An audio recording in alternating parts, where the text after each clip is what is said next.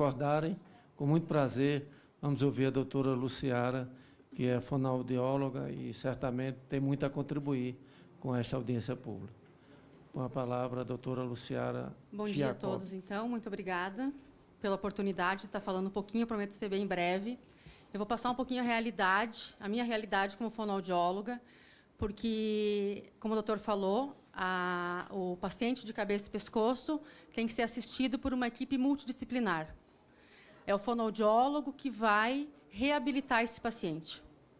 Sem ele, esse paciente muitas vezes não vai conseguir voltar a comer por boca.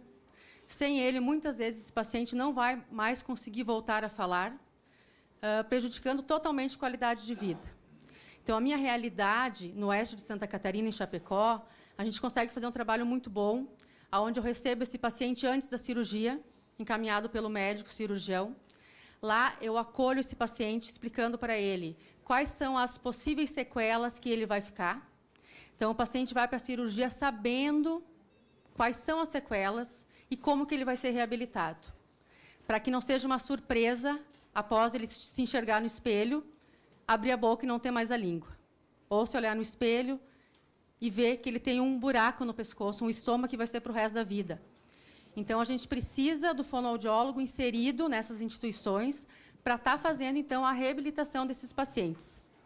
É muito mais fácil você reabilitar um paciente, fazer ele voltar a comer pela boca quando ele tem a metade da língua, do que quando ele não tem a língua inteira.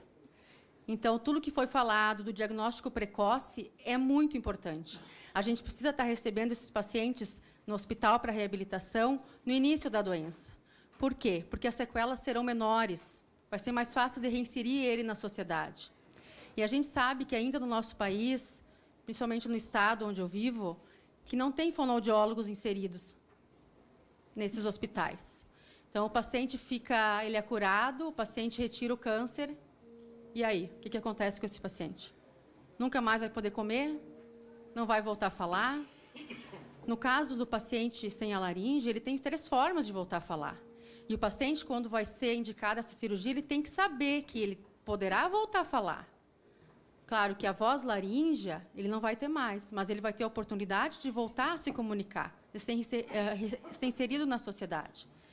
Então, o papel do fono com esses pacientes é muito importante. A gente precisa capacitar mais profissionais também, que trabalhem com esse tipo de paciente. A gente sabe que não é uma área muito fácil, né, doutor? De estar trabalhando. Porque, como vocês viram, quando você mostrou as fotos, todo mundo se apavorou. Né? Isso que você foi bem light. Né? Então, assim, vocês imaginam, para a gente que trabalha com essa população, é difícil. Vocês imaginam essas pessoas saírem na rua. Então, a campanha Julho Verde está aí para isso também. A gente precisa mostrar esses pacientes para a sociedade. Pacientes não, porque antes de paciente eles são pessoas. E é isso que a gente tem que mudar também, a forma de tratar. Eu não posso ver esse paciente só com um paciente sem língua ou um paciente sem laringe. Ele vem de uma história. Não é muito difícil do paciente chegar lá chorando para mim. Né? Então, a gente tem que estar preparado para estar acolhendo esses pacientes também. E não é só curar o câncer, né? A gente sabe que às vezes a gente consegue, botar esse paciente, essa pessoa, na sociedade de novo.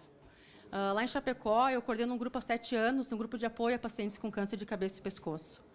E a gente faz muita palestra em algumas empresas, falando. Os pacientes vão e falam sobre a problemática, porque é muito diferente você escutar um profissional falando do que você ver um paciente falando, uma pessoa falando que sofreu aquilo ali. E essas cirurgias são muito mutilatórias. Como o doutor falou, uma cirurgia na barriga a gente consegue esconder. E o câncer de cabeça e pescoço está na cara.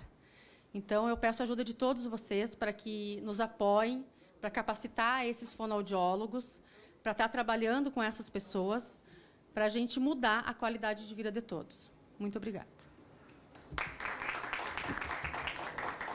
Muito obrigado, doutora Luciara, pela efetiva contribuição a esta audiência pública. A senhoria falou com tanta propriedade e conhecimento de causa.